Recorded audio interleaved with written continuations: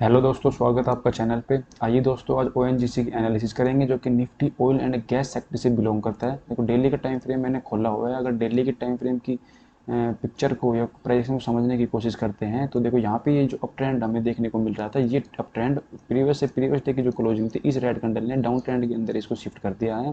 देखो अभी अगर हम देखो ट्रेंड के साथ अगर हम ट्रेड को एग्जीक्यूट करेंगे ना, तो हमारी प्रोबेबिलिटी के साथ साथ में जो मोमेंटम होता है वो मोमेंटम हमें बहुत फास्ट मिलता है, क्योंकि ट्रेंड जो है वो अभी डाउन ट्रेंड के अंदर है। ठीक है। और इस डाउन ट्रेंड का सपोर्ट लेते हुए हम सेल की ट्रेड को अच्छे से एग्जीक्यूट कर सकते हैं और हमें मोमेंटम भी बहुत फास्ट देखने को मिलेगा।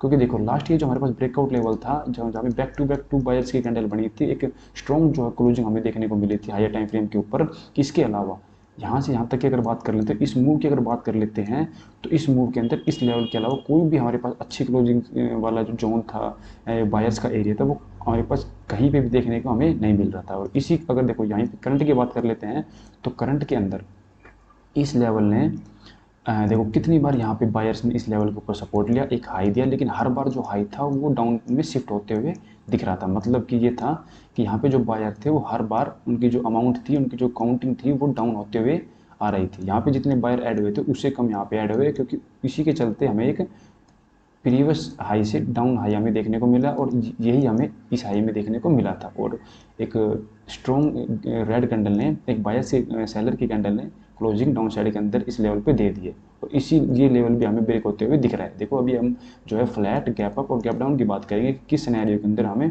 ट्रेड को किस किस तरीके से एग्जीक्यूट करना है।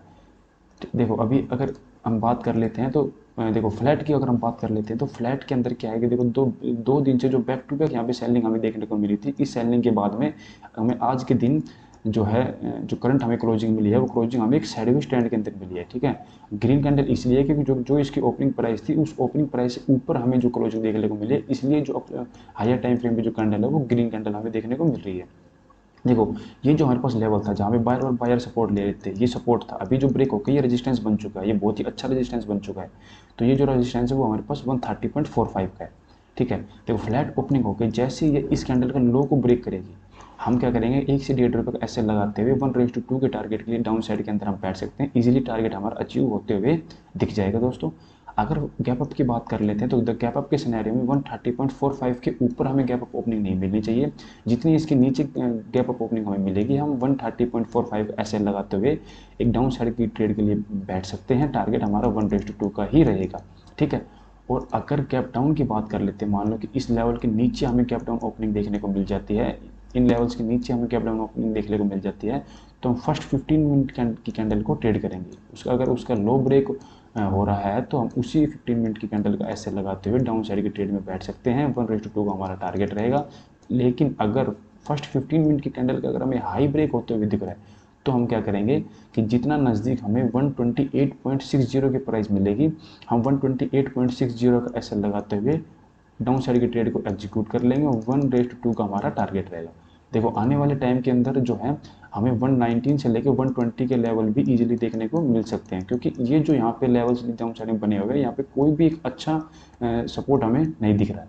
तो आने वाले टाइम में जो ओएनजीसी हमें लोअर लेवल पे भी देखने को मिल सकता है। ठीक है दोस्तों, ये थी आज की हमारी एनालिसिस। अगर आपको एनालिसिस अच्छी लगी हो, प्लीज़ लाइक कीजिएगा, कमेंट कीजिएगा, और जरूर से जरूर सब्सक्राइब कीजिएगा। धन्यवाद दोस्तों, मिलते हैं एक और एनालिसिस की बेहतरीन वीडियो में। तब तक के लिए बाय।